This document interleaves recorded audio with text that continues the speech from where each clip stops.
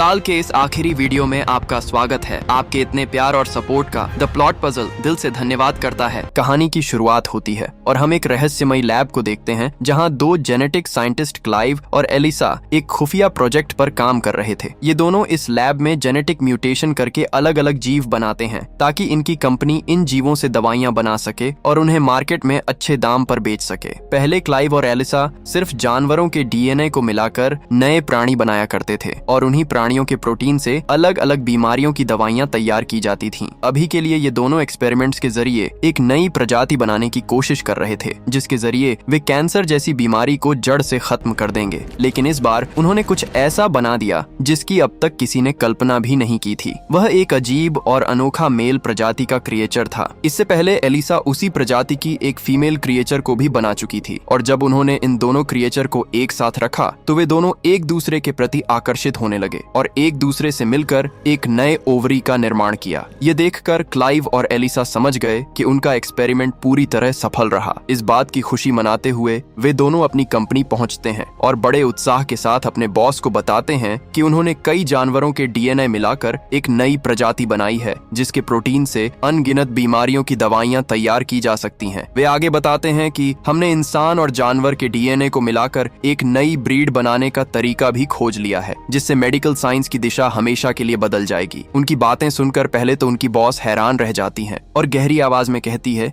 कि जो कुछ भी जानवरों के साथ कर रहे थे वह बस हमारे रिसर्च का एक पार्ट था, लेकिन इंसान के डीएनए से खेलना सिर्फ खतरनाक नहीं बल्कि गैर कानूनी भी है और इसके लिए सरकार हमारी कंपनी को बंद भी कर सकती है। बॉस कहती है कि तुमने अब तक जितनी भी दवाइयां बनाई हैं उनसे कंपनी को काफी फायदा हुआ है, लेकिन अभी के लिए तुम सिर्फ जानवरों से दवाएं बनाने पर ध्यान दो क्योंकि इंसानों पर रिसर्च करने के लिए कंपनी अभी सहमति नहीं दे सकती और इसलिए अब तुम अपनी रिसर्च को रोककर उन्हीं प्राणियों के प्रोटीन से दवाइयां बनाने पर ध्यान दो। क्लाइव और एलिसा ने बॉस से कहा कि अगर हम इसे जल्दी आगे नहीं बढ़ाएंगे तो कोई और आकर यह खोज कर देगा और हमारी सारी मेहनत पानी में मिल जाएगी। उनकी बॉस थोड़ी देर सोचती है और उनसे कहती है कि फिलहाल यह रिसर्च बंद रहेगी और समय आने पर तुम्हें इसे स्टार्ट करने की परमिशन मिल जाएगी। लेकिन क्लाइव और एलिसा की आंखों में अब भी वही बेचैनी थी। समय उनका सबसे बड़ा दुश्मन बन चुका था। वे जानते थे कि अगर उन्होंने जल्द ही उस क्रिएचर को नहीं बनाया तो कोई और कंपनी उसे जरूर बना देगी और उनके हाथ कुछ भी नहीं लगेगा। वहीं रोज रोज सेम काम करके वे दोनों ही बोर हो गए थे और उन्हें पता था कि असली पहचान जेनेटिक निर्माण में है, न कि सिर्फ दवाइयां बनाने में। निराश होकर वे फैसला करते हैं कि अब वे कंपनी से छुपकर अपनी रिसर्च को आगे बढ़ाएंगे। अब बिना देर किए दोनों अपने काम में लग जाते हैं, लेकिन इस रिसर्च को आगे बढ़ाने के लिए इंसानी डीएनए जरूरी था। इसलिए एलिसा सीक्रेटली किसी अनजान व्यक्ति का डीएनए क्लाइव के पास ले आती है। क्लाइव हैरानी से पूछता है, यह किसका डीएनए है? एलिसा जवाब देते हुए कहती है कि डीएनए किसी अनजान आदमी का है। इसके बाद दोनों इंसानी डीएनए और पहले से बनाए गए जानवरों के डीएनए पर लगातार एक्सपेरिमेंट्स करना शुरू करते हैं और अपनी पूरी मेहनत और समय इसमें लगा देते हैं। लेकिन इसके बावजूद भी हर बार उनका एक्सपेरिमेंट फेल हो रहा था। वे दिन में कंपनी के लिए काम करते और रात में अपने एक्सपेरिमेंट को सफल बनाने की कोशिश करते, लेकिन लगातार असफलता क्लाइव और एलिसा को गहरी निराशा में डाल देती है। लेकिन एक दिन एलिसा एक और डीएनए लेकर आती है और बड़े उत्साह से कहती है, यह अब तक का सबसे बेहतरीन डीएनए है और अब इसी पर हम अपना एक्सपेरिमेंट शुरू करेंगे। इसके बाद दोनों फिर से उस नए डीएनए और पहले से मौजूद जानवरों के डीएनए पर एक्सपेरिमेंट करना शुरू करते हैं, जहां दिन रात की कड़ी मेहनत और टेस्टिंग के बाद आखिरकार उन्हें सफलता मिल जाती है और उनका एक्सपेरिमेंट कामयाब हो जाता है। जानवर और इंसान का डीएनए पूरी तरह मिल चुका था और अब उनके पास एक नया और बिल्कुल अनोखा डीएनए था जिसके अंदर इंसान और जानवर दोनों की स्पेशलिटीज मौजूद थीं। लेकिन क्लाइव को ध्यान आता है कि यह काम गैर कानूनी है और अगर किसी को इसके बारे में पता चला तो वे दोनों खतरे में पड़ जाएंगे। लेकिन अब एलिसा के सिर पर सबसे कामयाब साइंटिस्ट बनने का भूत सवार हो गया था और वह किसी कीमत पर रुकने वाली नहीं थी। वह छुपते छुपाते उस मशीन रूम में चली जाती है जहां ऐसी जेनेटिक मशीन रखी हुई थी जिसमें अगर किसी डीएनए को डाला जाए तो कुछ ही पल में वह डीएनए को एनालाइज करके उसे एक नया जिंदा जीव बना देती थी। इधर क्लाइव घबराकर एलिसा के पीछे आता है और उसे इस एक्सपेरिमेंट को रोकने को बोलता है। वह एलिसा से कहता है कि किसी को बनाने या मिटाने का अधिकार सिर्फ भगवान के पास होता है, हमें प्रकृति के साथ खिलवाड़ नहीं करना चाहिए। लेकिन एलिसा की आंखों में एक अलग ही जुनून था। वह क्लाइव से कहती है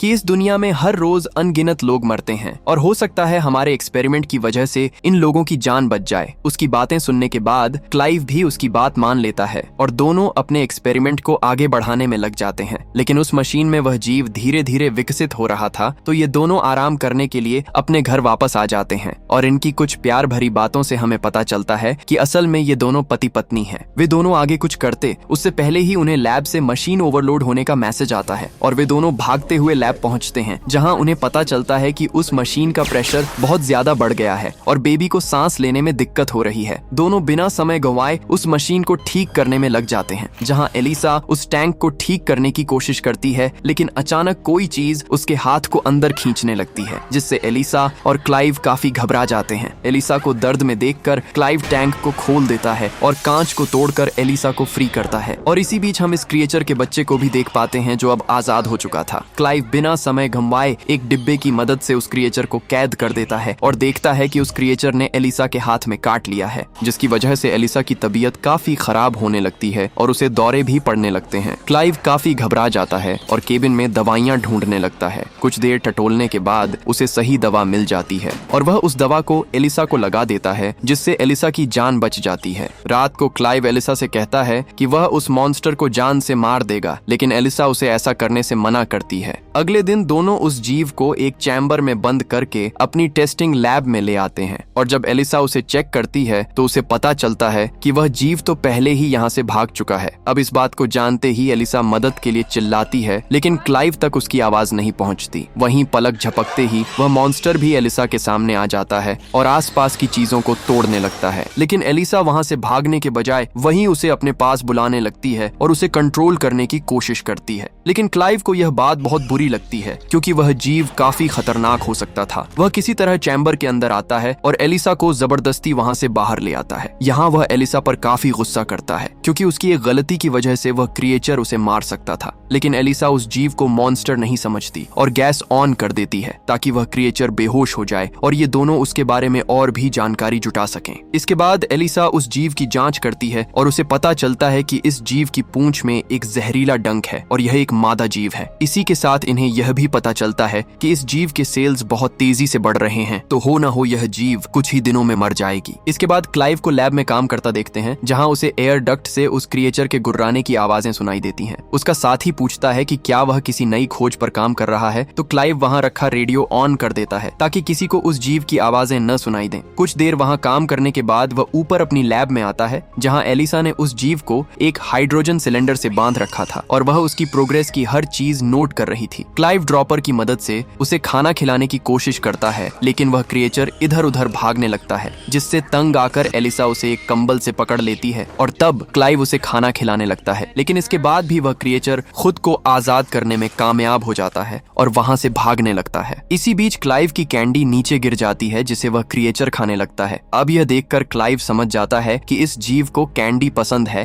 तो एलिसा उसके खाने में वही कैंडी मिला देती है और उसे अपने बच्चे की तरह खाना खिलाने की कोशिश करती है और वह क्रिएचर बच्चों की तरह बाउल में मुंह डालकर खाने लगता है और यह सब देखकर एलिसा को बहुत खुशी मिलती है। इसके बाद हम दोनों को उनके घर पर देखते हैं, जहां हमें पता चलता है कि कुछ समय पहले एलिसा के बच्चे की डेथ हो गई थी और शायद यही कारण था कि एलिसा ने उस जीव को नहीं मारा और उसे पालने लगी। कुछ ही दिनों में वह क्रिएचर एक बच्चे की तरह दिखने लगती है और एलिसा उसे लिखना पढ़ना सिखाने लगती है। एक दिन उसने उसे कुछ लेटर्स दिए और कहा कि इन्हें इस तरह जोड़ो कि मेरा नाम बने, लेकिन क्रिएचर ने उन्हीं लेटर्स को एक साथ जोड़ दिया जो एलिसा की शर्ट पर बने थे। ये देखकर एलिसा काफी खुश होती है और उसे एहसास होता है कि यह क्रिएचर सिर्फ वैज्ञानिक खोज नहीं बल्कि अब एक विचित्र और समझदार प्राणी है। वह यह सब सोचकर खुश हो ही रही थी कि तभी क्लाइव वहां आ जाता है और उसे यह सब करने से मना करता है। क्लाइव नहीं चाहता कि इस जीव के बारे में किसी को पता चले, क्योंकि अगर वे पकड़े गए तो उनकी नौकरी भी चली जाएगी। लेकिन एलिसा को इन बातों से कोई फर्क नहीं पड़ता। वह उस जीव का नाम ड्रेन रखती है क्योंकि इस क्रिएचर ने अभी अल्फाबेट से नर्ड लिखा था और उसे उल्टा करने पर ड्रेन बनता है। लेकिन यह बात क्लाइव को काफी अजीब लगती है और वह एलिसा पर गुस्सा करने लगता है। इसी बीच क्लाइव का भाई भी लैब में आ जाता है और ड्रेन उस पर हमला कर देती है। वह उसे नुकसान पहुंचा पाती उससे पहले एलिसा उसे वहां से दूर जाने को बोलती है और ड्रेन उसकी बात मानते हुए एक कोने में चली जाती है। अब क्लाइव के भाई ने ड्रेन को देख लिया था, तो अब इन्हें मजबूरी में उसे वहां से शिफ्ट करना पड़ता है। इसके बाद क्लाइव अपने भाई के पास जाता है और उसे सारी कहानी बताता है और उसे ड्रेन के बारे में किसी को न बताने को बोलता है। इधर जगह बदलने की वजह से ड्रेन की तबीयत काफी खराब हो रही थी, जिसे क्लाइव उसे एक पानी के टब में डाल देता है ताकि उसके शरीर का तापमान नॉर्मल हो जाए। लेकिन एलिसा को ऐसा लगता है कि क्लाइव ड्रेन को डुबोकर मार रहा है और अचानक होता भी ऐसा ही है।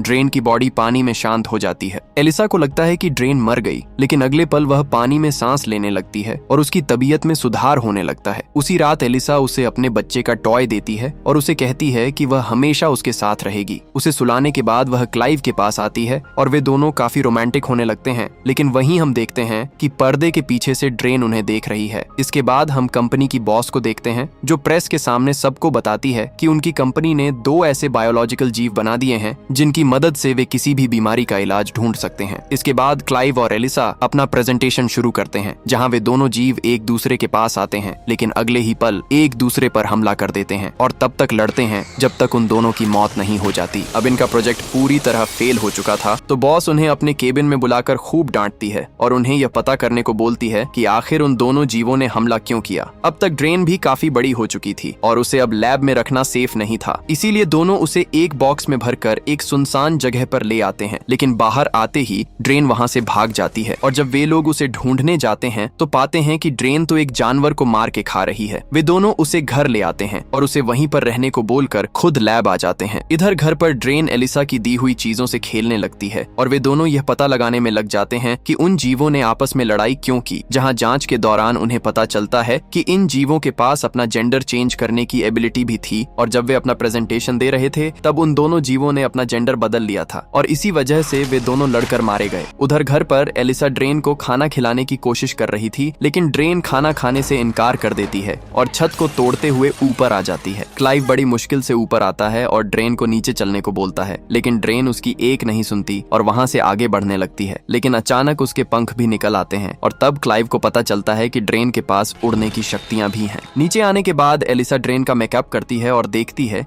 कि ड्रेन ने अपने खाली समय में क्लाइव की काफी तस्वीरें बनाई हैं। यहाँ क्लाइव जब घर आता है तो वह देखता है कि एलिसा सो गई है और ड्रेन एक कोने में बैठकर रो रही है। क्लाइव उसे संभालता है और उसे खुश करने के लिए म्यूजिक प्ले कर देता है। कुछ देर बाद वे दोनों म्यूजिक की धुन पर नाचने लगते हैं और इसी बीच हम नोटिस करते हैं कि क्लाइव ड्रेन के नजदीक जा रहा था, लेकिन वह खुद को संभालता है और ड्रेन को आराम करने को बोलकर वहां से चला जाता है। अगले दिन एलिसा ड्रेन के लिए एक बिल्ली लाती है, लेकिन ड्रेन उसे देखते ही अपने स्टिंग से मार देती है। ये सब देखकर एलिसा को बहुत तेज गुस्सा आ जाता है और वह ड्रेन को एक थप्पड़ जड़ देती है, लेकिन बदले में ड्रेन एलिसा पर हमला कर देती है। वह चाहती तो एलिसा को मार सकती थी, लेकिन वह चाबी लेकर उसे छोड़ देती है। ड्रेन घर से बाहर निकल पाती उससे पहले ही एलिसा एक फावड़े से उसके सिर पर वार करती है, जिससे ड्रेन बेहोश हो जाती है। जब उसे होश आता है तो वह खुद को बंधा हुआ पाती है, जहां एलिसा सबसे पहले उसके कपड़े काटती है और फिर उसे इंजेक्शन लगाकर उसके स्टिंग वाली पूंछ को काट देती है। कुछ देर बाद क्लाइव भी वहां आ जाता है और ड्रेन की ऐसी हालत देखकर एलिसा पर काफी गुस्सा करता है, जिससे नाराज होकर एलिसा वहां से लैब चली जाती है और क्लाइव ड्रेन को आजाद कर देता है और खुद घर वापस आ जाता है। जहां घर पर क्लाइव देखता है कि ड्रेन को ठंड लग रही है तो वह उसकी मदद करने दोबारा जाता है, लेकिन ड्रेन तो बिना कपड़ों के उससे लिपट जाती है। क्लाइव पहले तो उसे रोकता है, लेकिन ड्रेन को ऐसी हालत में देखकर वह भी खुद को नहीं रोक पाता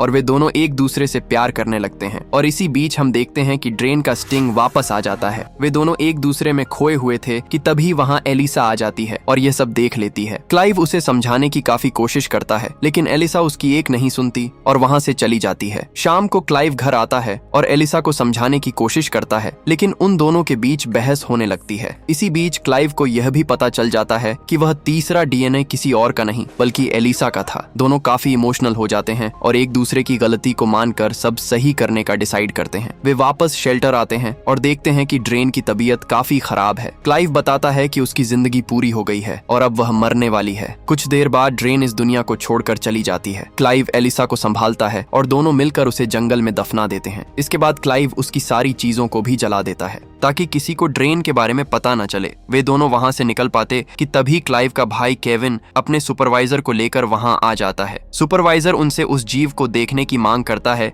कि तभी जंगल में एक चीख गूंजती है और उन्हें पता चलता है कि ड्रेन तो कब्र तोड़कर भाग चुकी है। वे छत पर देखते हैं तो उन्हें ड्रेन का एक भयानक रूप नजर आता है और अगले ही पल वह सुपरवाइजर पर हमला कर उसे जान से मार देती है। वे तीनों वहां से भाग पाते उससे पहले वह केविन को उड़ाकर अपने साथ ले जाती है। क्लाइव और एलिसा केविन को ढूंढने की कोशिश करते हैं, लेकिन गलती से क्लाइव की टॉर्च पानी में गिर जाती है वह टॉर्च को निकालने आगे बढ़ता है कि तभी वह मॉन्स्टर उसे पानी में खींच लेता है। एलिसा को लगता है कि क्लाइव भी मारा गया, लेकिन अगले ही पल क्लाइव पानी से बाहर आता है और वे दोनों वहां से भागने का सोचते हैं। लेकिन ठंड की वजह से क्लाइव वहीं पर जमने लगा था और तभी पानी के अंदर से वही मॉन्स्टर बाहर आता है और उसे देखकर हमें पता चलता है कि अब ड्रेन ने अपना जेंडर बदल लिया है और अब वह एक मेल मॉन्स्टर बन चुका है। वह एलिसा पर हमला करने आगे बढ़ता है और एलिसा अपनी जान बचाकर वहां से भागती है। कुछ दूर भागने के बाद एलिसा एक झाड़ी में छुप जाती है, लेकिन वह मॉन्स्टर वहां भी उसका पीछा नहीं छोड़ता और उस पर हमला कर देता है। वह सबसे पहले एलिसा के कपड़े फाड़ता है और उसके साथ जबरदस्ती करने लगता है। इधर बड़ी मुश्किल से क्लाइव खुद को संभालता है और एक लकड़ी के टुकड़े को उस मॉन्स्टर के शरीर के आर पार कर देता है, जिससे एलिसा तो बच जाती है, लेकिन अब वह मॉन्स्टर क्लाइव की ओर बढ़ने लगता है। वह क्लाइव पर हमला कर देता है और उसे मारने की कोशिश करता है। उससे पहले ही एलिसा एक पत्थर उठा लेती है और उसे रुकने को बोलती है, लेकिन इसके बावजूद भी वह अपने डंक को क्लाइव के सीने में गाड़ देता है, जिससे क्लाइव वहीं पर मारा जाता है। गुस्से में आकर एलिसा उस पर पत्थर से वार करती है और उस मॉन्स्टर का किस्सा वहीं पर खत्म कर देती है और खुद भी बेहोश हो जाती है। इसके बाद कहानी कुछ दिन आगे बढ़ जाती है, जहां हम एलिसा को अपनी बॉस के ऑफिस में देखते हैं। वह अब उस मॉन्स्टर के बच्चे की मां बनने वाली है। उसकी बॉस उसे इस बच्चे को पालने के लिए काफी पैसे देती है और रिसर्च जारी रखने को बोलती है, ताकि इस बच्चे के पैदा होने के बाद कंपनी उस पर रिसर्च कर सके। और इसी के साथ इस कहानी की एंडिंग हो जाती है। अगर आपको यह कहानी पसंद आई तो वीडियो को शेयर करें और चैनल को सब्सक्राइब करना ना भूलें।